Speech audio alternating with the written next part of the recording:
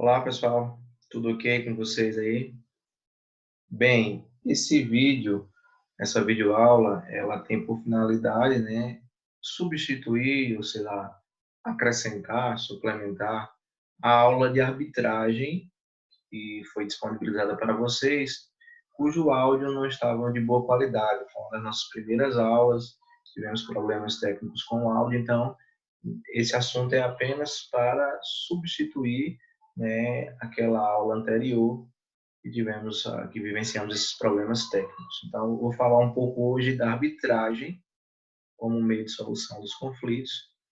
E ao falar da arbitragem, eu pretendo inclusive retomar, né, relembrar com vocês alguns pontos importantes já abordados, reforçando-os inclusive para o nosso aprendizado, ok? Vamos lá. Lembram que estudaram comigo a questão do conflito de interesse, né? E na aula em que tratamos do conflito de interesse, falamos da existência de duas espécies de conflito: o conflito subjetivo e o intersubjetivo. O conflito subjetivo como sendo aquele que diz respeito ao próprio sujeito, e o intersubjetivo, que eu destaco aqui agora aí na tela, como sendo aquele conflito que extrapola a esfera, né, da individualidade, que transcende a própria pessoa. Não é um conflito de interesses de uma mesma pessoa, mas é um conflito de interesses de duas ou mais pessoas. E aí o Estado tem uma preocupação, como nós ressaltamos isso na aula, em relação a essa espécie de conflito intersubjetivo, pela problemática que ele gera na sociedade, inclusive com a possibilidade de ser solucionado pela força. Então, é esse conflito, essa espécie de conflito, que o Estado se preocupa, o conflito intersubjetivo. Aprendemos também que dele surge o conceito de lide, né? O conceito formulado pelo Francesco Carnelutti, que trouxe a ideia de lide como sendo um conflito de interesse qualificado por uma pretensão resistida. Esse seria o conceito de lide idealizado pelo Francesco Carnelutti. E, em razão desses conceitos, né, também deixei bem claro para lembrar, quando falar de lide, saber que tem ali de dois elementos essenciais: o elemento material da lide, que é o próprio conflito, e o elemento formal, que na verdade, né, a gente fala elementos formais na medida que são dois: a pretensão e a resistência. Todo conflito de interesse que é qualificado, né, por uma pretensão resistida eu chamo de lide, e ele tem como característica, além do conflito, ter alguém que pretende satisfazer uma necessidade e aí exerce essa pretensão da busca de um bem a satisfazer essa necessidade, e o outro que resiste, que discute, né, essa busca de satisfação da necessidade. Estou só recapitulando o que nós já vimos, e depois que estudamos o conflito de interesse, tratamos de entender melhor as formas de solução de um conflito de interesse. E aí tem quatro formas que o ser humano utilizou durante a sua evolução, né, social, para buscar solucionar os conflitos de interesse. E tratamos de quatro formas, estudando essas quatro formas, e aqui eu vou relembrar essas quatro formas de solução do conflito: a autotutela, a autocomposição, a arbitragem, que aqui daremos um enfoque hoje, e a jurisdição. Quatro formas de solução do conflito: autotutela, autocomposição, arbitragem e jurisdição. A autotutela, a primeira, aprendemos que é aquele conflito de interesse que é solucionado pela força, que também é chamado na doutrina, alguns doutrinadores a intitulam, é sinônimo, autodefesa. Nós estudamos, tratamos de alguns exemplos, como que estão aí no material, né? Falamos da autocomposição, que é uma forma de solução do conflito baseada no consenso, onde os próprios envolvidos no conflito, os próprios conflitantes, encontram um meio de solucioná-lo de forma consensual, de forma consentida. Quer seja na autotutela quer seja na autocomposição, o que se observa é que o conflito ele é solucionado ainda pelas próprias partes. Na autotutela, pela força. Na autocomposição, como o próprio nome diz, pela composição, pela solução consensual do conflito. Então, pelo consenso. Mas, em ambas, são os próprios conflitantes, os próprios envolvidos no conflito que o solucionam. Não há ainda a presença de um terceiro. A presença do terceiro vai ocorrer, né, solucionando o conflito, presença do terceiro para solucionar o conflito. Você tem que lembrar que na autocomposição tem a participação de um terceiro.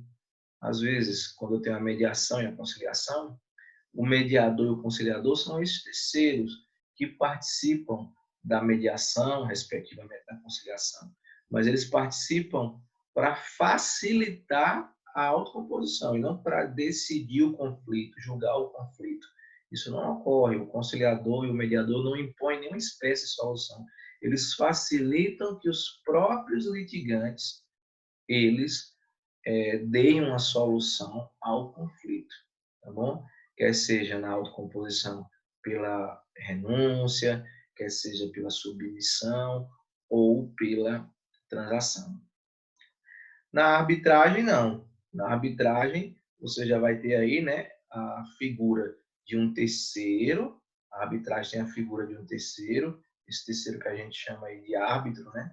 Ele é que vai, o árbitro, solucionar o conflito. O terceiro da arbitragem é chamado de árbitro, que ó, destacar árbitro, e é ele que soluciona o conflito. O árbitro é esse terceiro que vai solucionar, ou como queira chamar, decidir o conflito. Ele está ali para decidir o conflito, o árbitro, tá certo? Para solucionar o conflito. Então, o terceiro, o árbitro, né, ele vem para solucionar. O terceiro, ele decide, soluciona o conflito na arbitragem. E na jurisdição, né, uma outra espécie de solução do conflito, na jurisdição, você tem a figura do Estado juiz, do juiz, agora como o terceiro que vai solucionar o conflito. Então, aqui na jurisdição, você pode colocar essa informação aí, ó. O terceiro também está presente, que é o Estado juiz, e é ele, esse terceiro Estado juiz, que soluciona, que decide, soluciona o conflito na jurisdição. Enquanto que na arbitragem o terceiro é o árbitro, quem soluciona o conflito. Na jurisdição, você tem aí o Estado juiz solucionando o conflito aqui na jurisdição. Então, tá certo? A arbitragem e jurisdição, então, processo, são formas de solução do conflito com a presença de um terceiro. É por isso que são chamadas de heterocomposição. É por isso que são chamadas de heterocomposição. Eu vou salvar uma informação importantíssima agora aí para vocês, vou digitar aí do lado. Ao falar da arbitragem da jurisdição, eu tenho que ter essa compreensão de que são formas de solução do conflito, onde há a presença do terceiro, que aí são chamadas de heterocomposição. Vou colocar o quadrozinho aqui do lado, para vocês acompanharem com essa informação. A gente fala em duas espécies de solução do conflito. A que se dá pela autocomposição, né?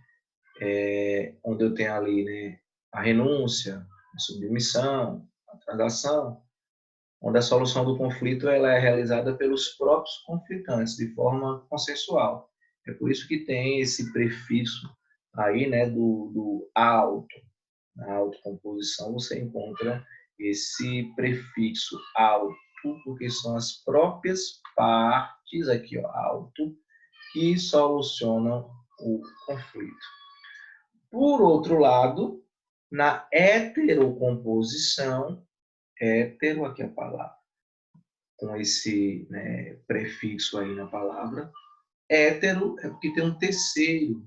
Hétero é um terceiro que soluciona o conflito. Enquanto aqui em cima, auto, são as próprias partes. Hétero, um terceiro. Solução do conflito por um terceiro imparcial.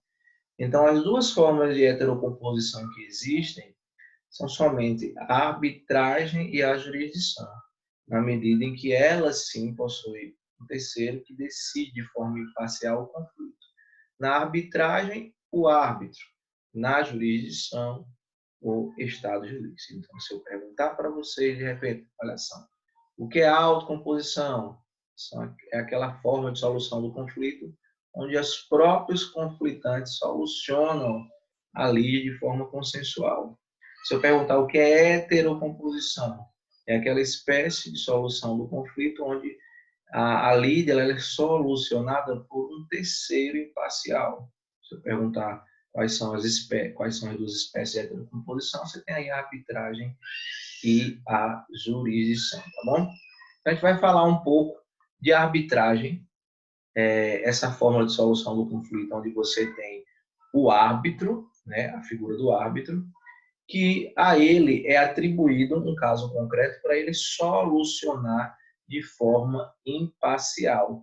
Então, o árbitro, isso aqui que a gente está destacando, né, ele recebe a atribuição de solucionar um caso concreto, tá bom? A existência da arbitragem remonta período, um passado, né, até distante, podemos dizer assim, não é algo novo. Atualmente, claro, você atribuiu esse nome, essa forma de solução do conflito, arbitragem. Você tem leis próprias tratando de arbitragem nos países, como o Brasil tem, mas é uma forma de solução do conflito mais antiga, segundo os doutrinadores, do que a própria jurisdição. A arbitragem, ela surge primeiro do que a jurisdição. Para boa parte da doutrina, essa é a concepção. Na medida em que, como técnica de solução do conflito, a arbitragem era usada no passado, né? Por exemplo, você pode comparar aos árbitros a figura que exercia os sacerdotes, né? Os anciões nas comunidades primitivas, né? Os caciques nas tribos. Por quê? Porque eles muitas vezes se inseriam entre os conflitantes, né, como um terceiro que surge entre os dois conflitantes, para solucionar o conflito de interesse. E aí o sacerdote, por exemplo, solucionava os problemas e com a chancela, né, divina. Ele tinha ligação com as divindades, por isso que as decisões eram acertadas, não eram decisões erradas. Você tinha os anciões que solucionavam, né, os conflitos com a sabedoria, os conhecimentos que eles tinham dos costumes locais. Isso então era realizado no passado e funcionava como arbitragem, já era a arbitragem nos seus primórdios. Entretanto, no Brasil, né, a arbitragem passou a ser regulada por uma lei em 1996. Aqui no Brasil, tem uma lei que regula a arbitragem, que é essa lei aqui, ó, 9.307 de 1996. Você pergunta para mim, professor, então quer dizer que a arbitragem só surgiu no Brasil em 1996? De jeito nenhum. A arbitragem já existia, como já existia no passado, antes mesmo de descobrir até o Brasil, já existia arbitragem. O que não tinha era uma lei regulamentando essa atividade que um terceiro particular exerce para buscar solucionar conflitos de interesse. Claro, em 1996 surge então a denominada Lei que regulamenta a arbitragem. Essa lei aqui eu abri para vocês, aqui no site da Presidência da República, a lei publicada em 23 de setembro de 1996, a lei que regula a arbitragem. Tá aqui, eu vou destacar, circular aqui, ó, a arbitragem pela lei 9.307, ela vai dispor, essa lei, regulamentar essa forma de solução do conflito. Ela foi editada, essa Lei 9.307, com essa finalidade. Então, a partir dessa lei, há toda uma regulamentação de quem pode ser árbitro, quais são os requisitos, como o árbitro deve proceder, como é o procedimento arbitral, como a arbitragem é instaurada, qual é o valor que a arbitragem tem, a decisão que é proferida lá, como é chamada. Tem uma série de situações reguladas por essa lei. Eu quero destacar também alguns pontos importantes, já agora, nesse momento que a gente começa a, inclusive, tratar dessa lei. Eu vou colocar aí, né, as características principais da arbitragem, tomando por base essa lei que eu acabei de abrir aí para vocês. Então, eu vou voltar aqui para o nosso material e vou abrir aqui um texto de uma caixa de texto, trazendo algumas das principais características, você não pode esquecer, da arbitragem. Vai buscá-las aqui na lei, cada uma delas vai estar regulamentada em lei, na própria lei, a arbitragem. Então vamos lá. Primeira característica da arbitragem: o fato dela ser facultativa, né? A arbitragem, ela é facultativa, facultatividade. Isso já está de cara no artigo 1º da lei de arbitragem. Se você pegar aqui a lei da arbitragem, vamos reabrir aqui a lei, né? No artigo 1º, você tem essa característica da facultatividade. Vou só apagar aqui rapidamente para a gente poder só tratar disso. Artigo 1º. Por que a arbitragem é facultativa? As pessoas capazes de contratar poderão valer-se da arbitragem para dirimir os conflitos, litígios relativos a direitos patrimoniais disponíveis. Olha o que diz o artigo 1º da Lei de Arbitragem. As pessoas capazes de contratar poderão, há uma possibilidade, não é uma imposição. A arbitragem, ela não é obrigatória como é a jurisdição. As pessoas se submeterem à jurisdição. A arbitragem, ela é uma opção, ela é facultativa.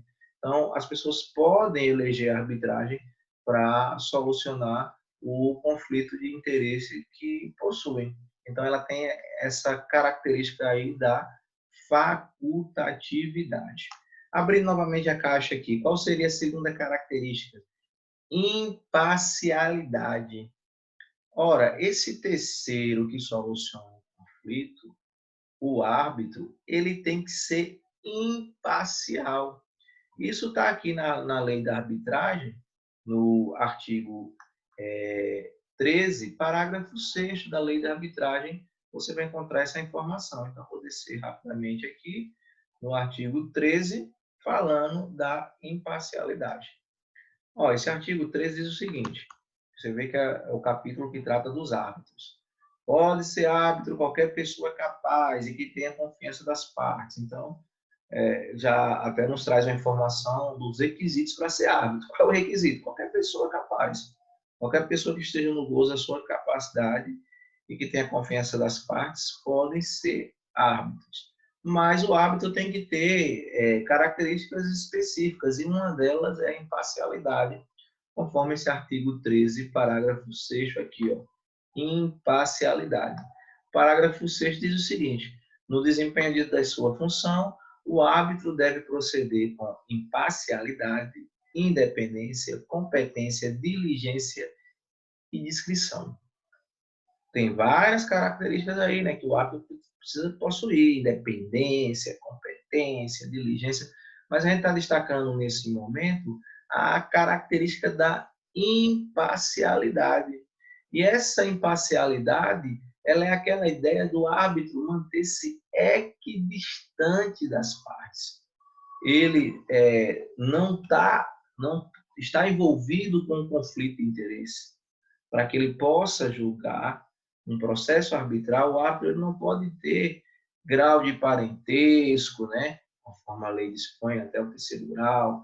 Ele não pode ter inimizade, amizade, ele não pode ter nenhuma das situações que importam impedimentos e suspeições previstas em lei. A partir do artigo 144 do Código de Processo Civil, você tem lá as hipóteses de impedimento, na sequência no 145, as hipóteses de suspeição, onde compromete a imparcialidade lá no processo civil para o juiz.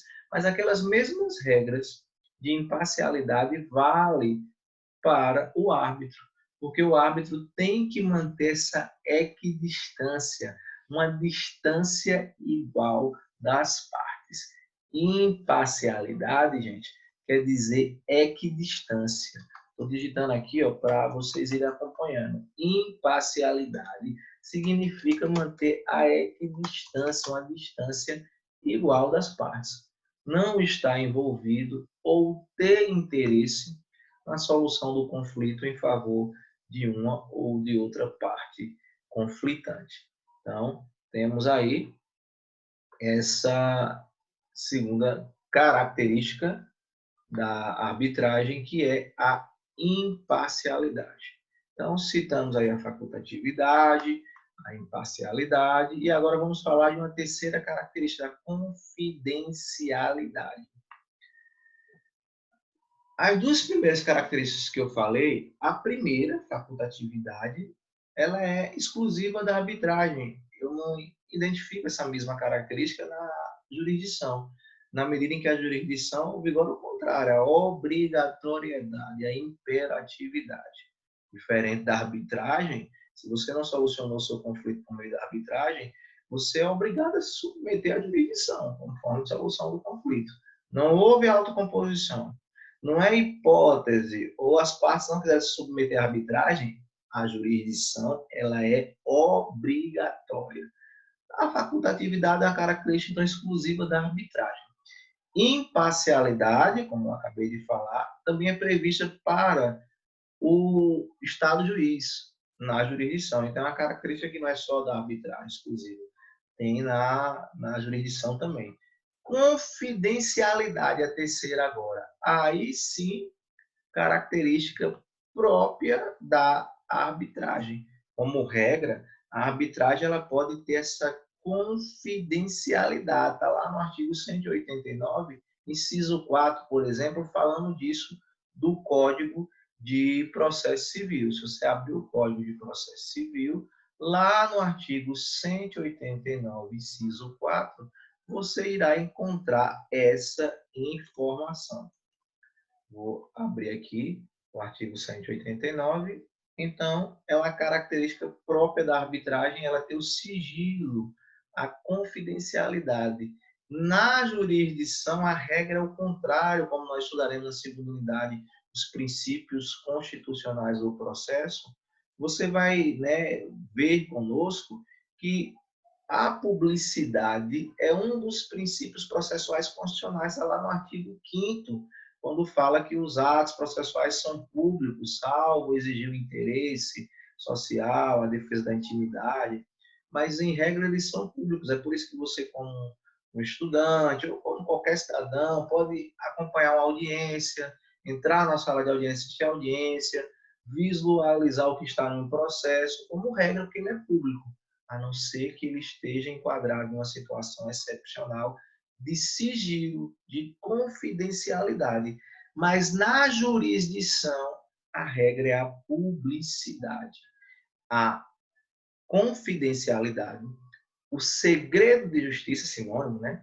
O sigilo, sinônimo, é excepcional. A regra é a publicidade na jurisdição. Na arbitragem que estamos estudando agora, a confidencialidade é a regra. O sigilo é a regra, por isso que muitas vezes a arbitragem se torna mais atrativas para as empresas que querem discutir litígios comerciais, às vezes de desenhos industriais, de marcas, de segredos industriais, de fórmulas, de informações financeiras que não querem que cheguem ao público e que devem ser resguardados até pelo bom desempenho financeiro, econômico, empresarial. Então, muitas empresas, em maioria empresas grandes, optam pela arbitragem exatamente pelo fator confidencialidade. Isso é um fator atrativo, que na jurisdição não é a escolha da parte, de ser confidencial ou não. Só é confidencial na jurisdição aquilo que a lei permite, porque é excepcional a confidencialidade. Olha o que diz aqui o artigo 189 do Código de Processo Civil. Os atos processuais são públicos. Os atos no processo de jurisdição são públicos. Todavia, tramitam em segredo de justiça. Esse artigo 189, não vou ler todos os incisos aí, mas só falar rapidamente, ele traz as hipóteses em que no processo judicial, jurisdição, que é outra forma de solução do conflito, o processo ele é sigiloso. O interesse público, social, por exemplo, casamento, separação de corpos, dentre outros. E o inciso 4 traz a seguinte informação: quando o processo versar sobre a arbitragem, inclusive sobre o cumprimento de carta vital do bebê, e desde que estipulada a confidencialidade na arbitragem, ou seja, na arbitragem é permitida a confidencialidade. O processo da arbitragem é um processo que guarda discrição, se assim as partes almejarem. Ele é sigiloso. Confidencialidade, então eu tenho aí como uma das características da arbitragem, e essa própria dela, semelhante à facultatividade. Olha outra característica própria da arbitragem, e que também é um fator atrativo: a especialidade. Na arbitragem, você tem um árbitro que normalmente ele tem uma formação, ele tem um preparo para determinado tipo de conflito, para determinada situação onde surgiu um litígio a ser solucionado. Por exemplo, você pega a arbitragem muito utilizada para conflitos empresariais, onde o árbitro normalmente é uma pessoa que, além de ter conhecimento jurídico, ele, de repente, é formado em administração de empresas, ele é formado em contabilidade, de repente, ele é um executivo, foi um executivo, né? Atuou muitos anos na parte empresarial, ou seja, tem um conhecimento mais amplo daquela espécie de conflito. E isso se torna um fator muito atrativo na arbitragem. Porque imagine, por exemplo, um conflito de um contrato internacional. Duas empresas grandes, multinacionais ali em litígio.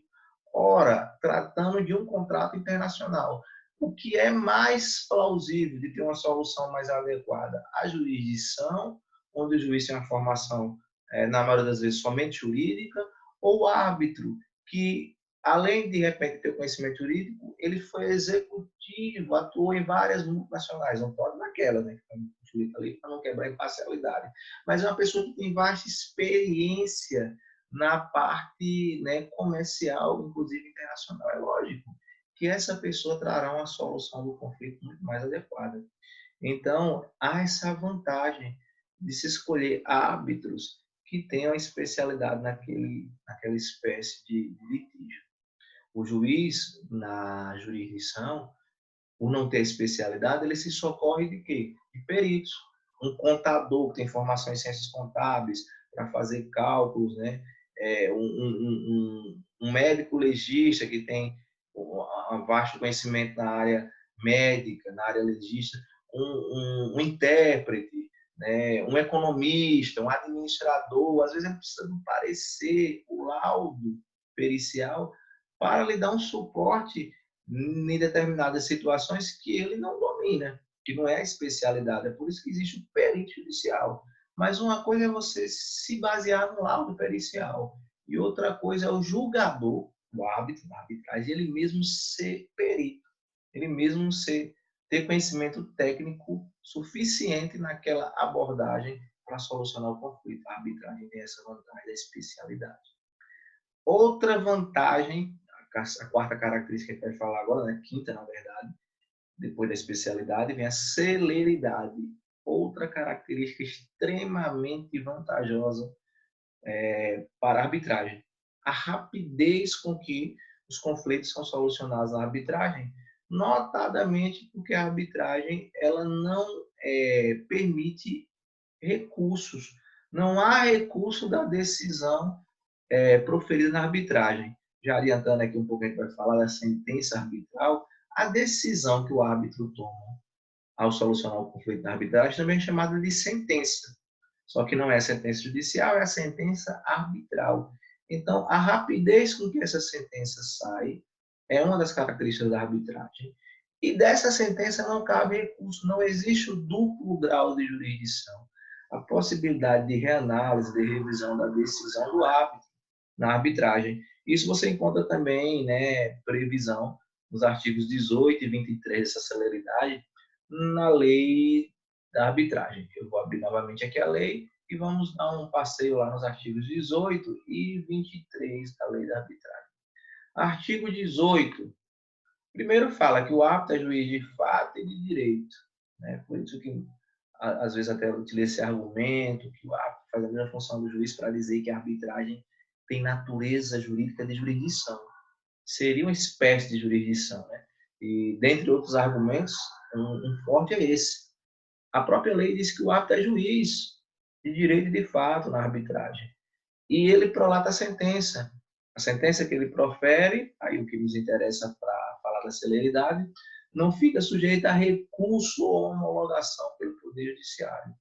A sentença do árbitro, ela não é recorrível e nem precisa da chancela do Judiciário. Não precisa ser chancelado pelo Judiciário para poder ter validade. Por si só, né, ela é como se fosse uma sentença judicial. Ela tem força, inclusive, a lei da arbitragem fala isso, de título executivo judicial. Então, se não cabe recurso, se torna muito mais rápido, porque um dos maiores gargalos dos processos judiciais é a quantidade de recursos previstos no ordenamento jurídico, o que faz com que haja uma morosidade maior nas soluções do conflito pela jurisdição. Olha outro ponto importante aqui no artigo 23 sobre essa celeridade. O artigo 23, ele começa a tratar da sentença arbitral, né? Essa decisão do árbitro.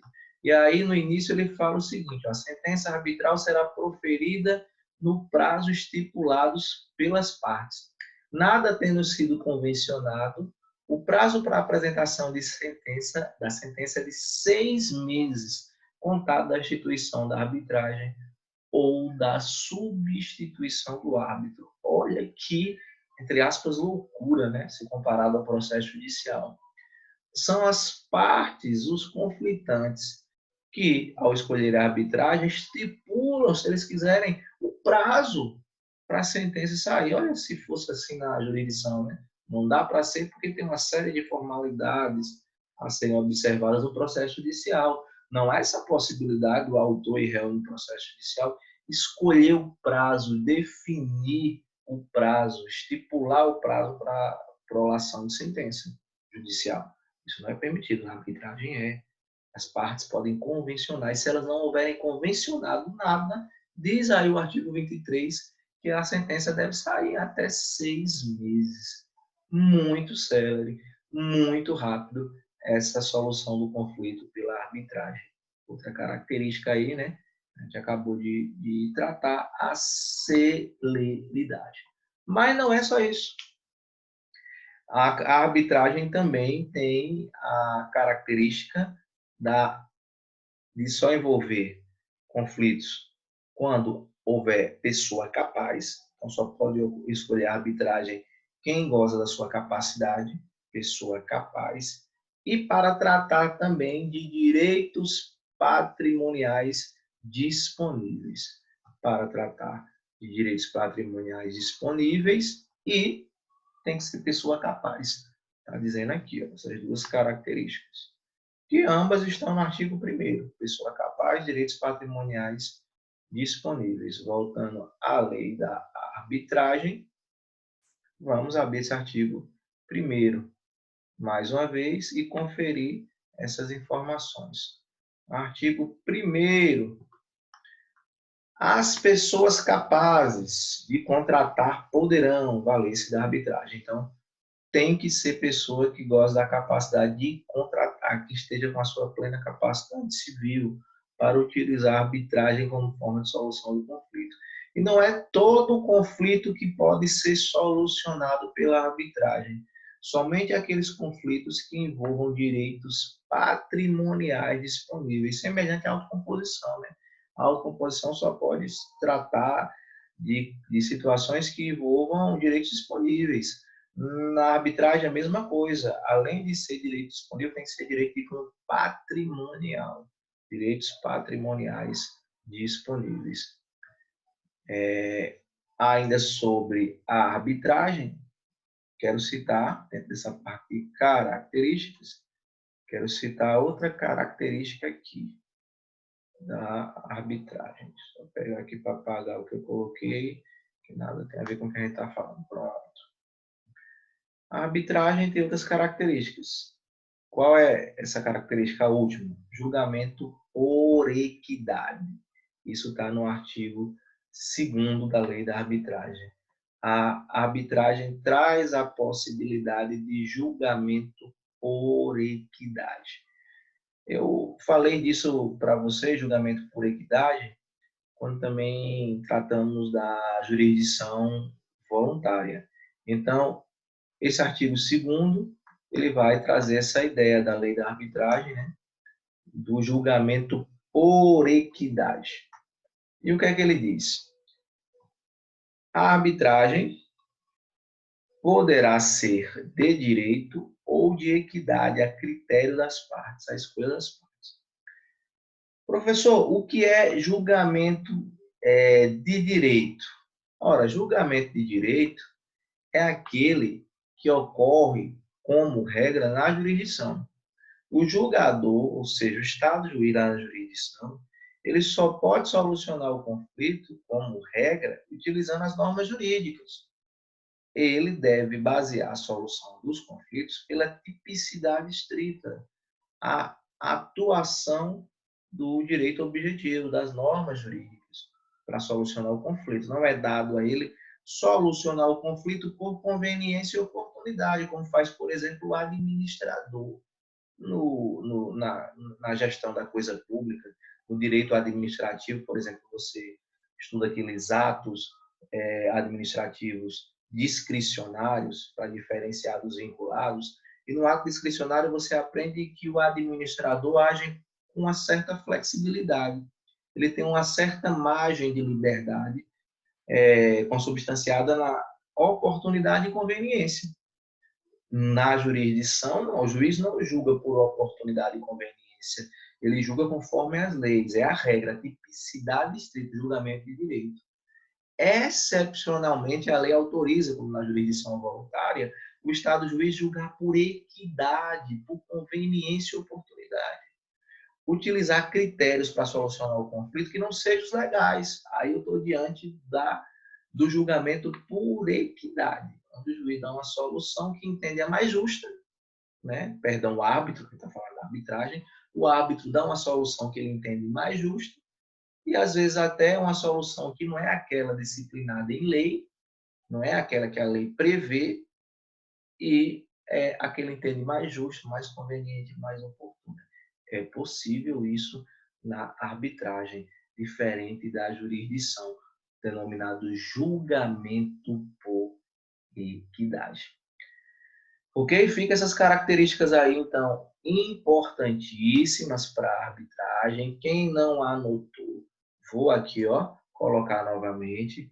Facultatividade, imparcialidade, confidencialidade, especialidade, celeridade, pessoa capaz, direitos patrimoniais disponíveis e julgamento por equidade. São os principais pontos, né, em termos de características, que a gente pode citar em relação à arbitragem. Só que tem um outro ponto que eu gostaria de mencionar, e ainda tratando da arbitragem, que é algo que até um tempo atrás era uma discussão se havia a possibilidade da administração pública, ou seja, o poder público, o Estado, né? Quando eu falo Estado, de um modo geral, a União, os estados, o Distrito Federal, o município e suas fundações e autarquias poderem utilizar a arbitragem como forma de solução dos seus conflitos. É possível que o poder público também utilize a arbitragem? Havia uma discussão antes na doutrina e na jurisprudência, até que foi feita uma alteração na lei de arbitragem. Se você observar a lei da arbitragem, ela teve uma alteração em 2015, né? Trazendo a inclusão do parágrafo 1º ao artigo 1º daquela lei, trazendo a possibilidade da administração pública direta e indireta, tanto a direta como a indireta, poder utilizar a arbitragem para dirimir seus conflitos. E isso quando envolver direitos patrimoniais disponíveis. Então, a administração pública, quer seja a direta ou a indireta, pode utilizar a arbitragem para solucionar seus conflitos que envolvam direitos patrimoniais disponíveis. E aí o que acontece? Quando eu falo direto e indireto, tanto a União, a direta, os estados, Distrito Federal, o município, quanto na indireta as autarquias, as fundações, as empresas públicas, sociedades da economia mista, podem se utilizar, podem se socorrer da arbitragem para solucionar os seus conflitos patrimoniais disponíveis. Está lá no artigo 1º, parágrafo 1º da lei da arbitragem. Só que aí surge um ponto bastante interessante, que está aqui destacado. Quando a administração pública utilizar a arbitragem, aí o procedimento arbitral ele ganha uma característica própria. Ele não vai poder mais ser sigiloso, confidencial, até porque vai envolver também, muitas vezes, né, o interesse da sociedade em saber o que está acontecendo. Então, não tem a confidencialidade na arbitragem quando ela é utilizada pela administração pública. Vai vigorar o princípio da publicidade. E não pode também utilizar o julgamento por equidade, se está no artigo 2º, parágrafo 2º da lei da arbitragem. Tá certo? Artigo 2º, parágrafo 2º da lei da arbitragem traz essa ideia. Aqui, ó, a arbitragem poderá ser direito, equidade.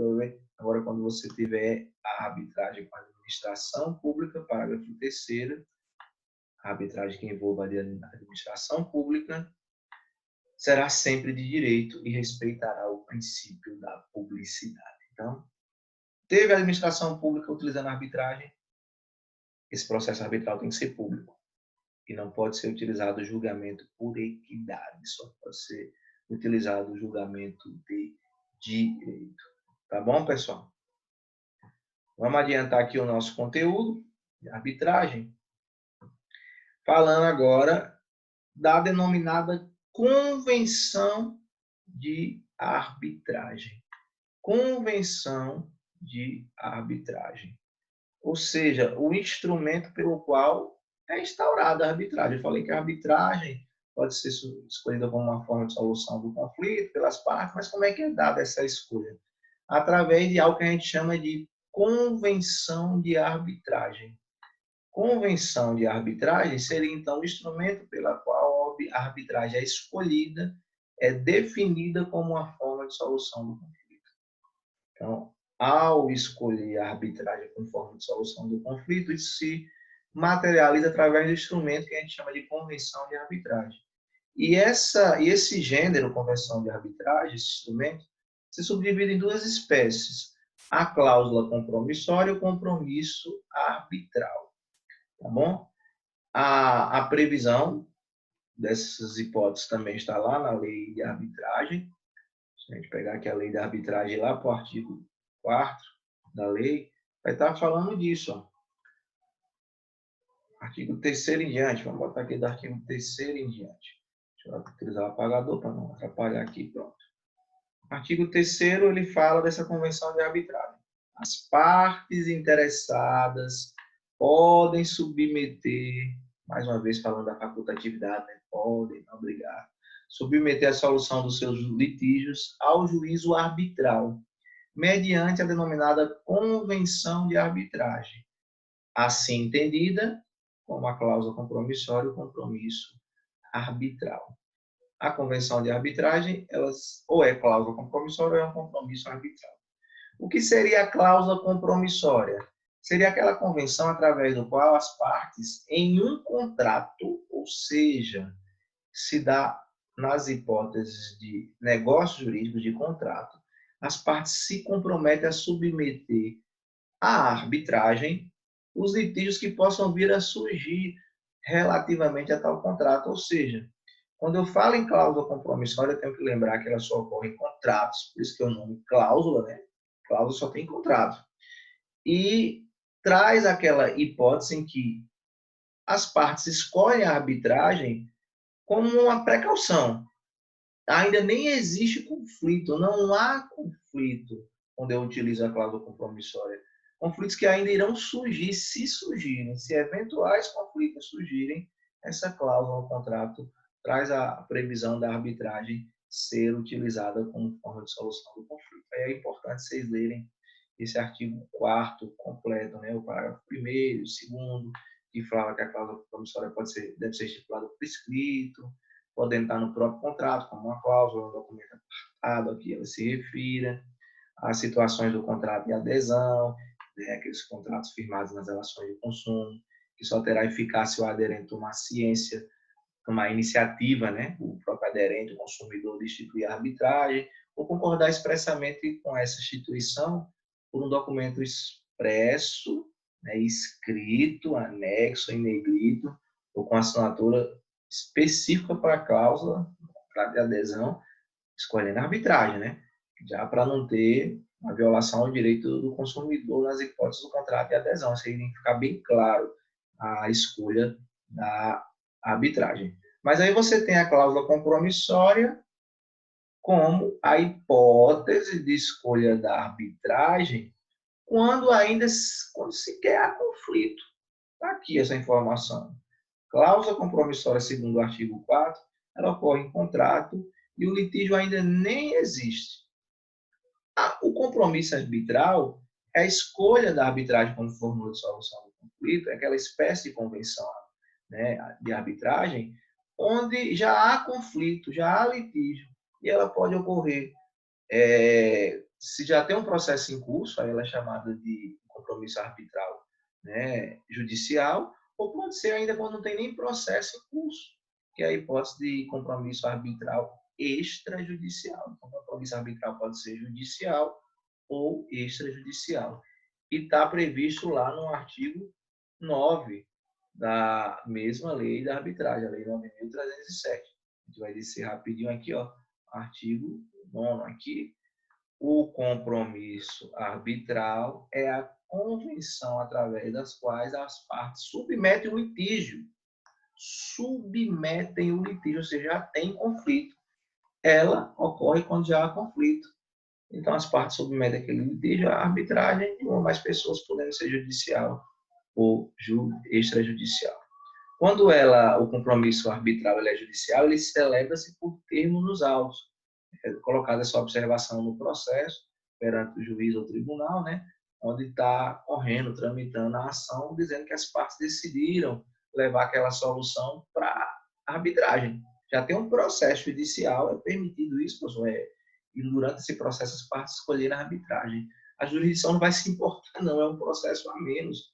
O juiz vai extinguir aquele processo sem resolução de mérito, uma sentença sem resolver o mérito, porque agora ele não é mais competente. A competência para solucionar aquilo ali passou a ser da arbitragem. O compromisso arbitral, né, extrajudicial, tem que ser celebrado por escrito, né, particular, assinado por duas testemunhas, quando ele for por escrito particular tem que ter duas testemunhas, ou pode ser por instrumento público. Então, convenção da arbitragem, espécies, você tem aí cláusula compromissória e o compromisso arbitral. Agora eu queria falar um pouco da sentença arbitral, que tem previsão lá no artigo 18, você trata no artigo 26, 32, 33, alguns pontos interessantes, importantes, que eu quero trazer aqui da sentença arbitral. Lembrar que o árbitro decide através de sentença, recebe o nome de sentença, a sua decisão. E tem algumas informações importantes acerca dessa sentença arbitral. A primeira é saber que ela não pode ser revista. Isso quanto ao mérito. O que o árbitro decide, o judiciário, a justiça, o juiz não pode modificar o mérito daquela decisão. Tá certo? Isso tem previsão no artigo 18 da Lei da Arbitragem. A sentença arbitral ela pode ser anulada, ela pode ser revista para anular quando há um vício de legalidade, mas não quanto ao mérito.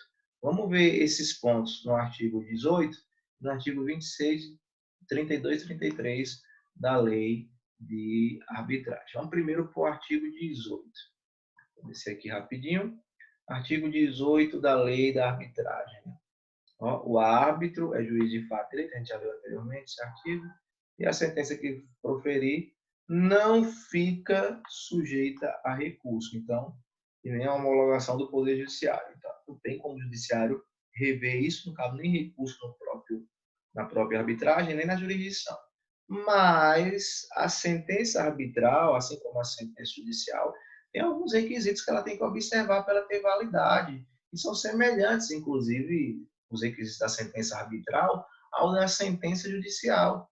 Toda sentença tem que ter relatório, toda sentença tem que ter os fundamentos da decisão, tem que ter os dispositivos, isso vocês vão aprender quando a gente tratar do tema sentença. Então, quando a sentença arbitral não observa esses requisitos, ela vai ser nula, tá certo? Mas eu posso anular a sentença arbitral também por outros aspectos, não é só quando eu não observar os requisitos essenciais. É quando for nula a convenção de arbitragem, é quando, né, o árbitro não foi imparcial, quando a gente está convencido de que ele agiu por prevaricação, por concussão, corrupção passiva, quebrou imparcialidade. Então, se ela violar algum aspecto legal, como está aqui no artigo 32, ela será anulada. Diz o artigo 33 que a parte interessada pode pleitear a anulação dessa sentença perante o Poder Judiciário competente à declaração da nulidade da sentença arbitral. Então, tem que ser iniciativa da parte, ela tem que acionar, provocar a jurisdição para que ela anule a sentença arbitral por um aspecto de legalidade, rever se está tudo ok, se respeitou todos os aspectos legais. Para rever o mérito, não pode a decisão judicial, tá bom? Alguns pontos importantes sobre a arbitragem, aquela discussão de ser ou não jurisdição. Eu entendo não ser jurisdição, a arbitragem não tem natureza de jurisdição, isso vai de encontro, inclusive, ao STJ, a corrente majoritária, porque a corrente majoritária, e capitaneada pelo Superior Tribunal de Justiça, entende que a arbitragem é uma espécie de jurisdição. Por exemplo, esse é um entendimento firmado pelo Fred Dier, esse é um entendimento firmado pelo próprio Carreira Alvim, mas eu me filio à corrente que tem como, por exemplo, percursores o Sérgio Marinoni, mas é uma corrente minoritária, que entende que a jurisdição não a arbitragem não é espécie de jurisdição. E dentre algumas teses, fundamentos, eu trago as seguintes ideias. Olha, a arbitragem ela não tem o duplo grau de jurisdição. É uma das características da jurisdição a possibilidade de revisão da decisão, mas a arbitragem não tem. A arbitragem é exercida por um particular, é uma atividade exercida no campo privado, a jurisdição é no campo estatal, é monopólio do Estado. A arbitragem, né, ela não consegue executar suas próprias decisões. Quando tem a sentença arbitral, apesar do judiciário não poder modificar o mérito, mas a sentença arbitral ela não consegue ser executada na própria arbitragem.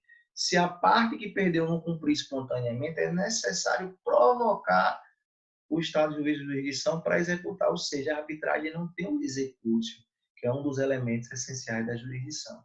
Dentre outros argumentos, esses, ao meu ver, pesam mais para entender que a arbitragem não seria uma espécie de jurisdição, tá bom, pessoal? Então, acerca da arbitragem, esses eram os pontos mais importantes para mencionar, e a gente fecha esse conteúdo e essa aula em substituição à aula anterior que nós havíamos gravado, que ficou em um áudio. Um abraço para todos vocês aí, bons estudos.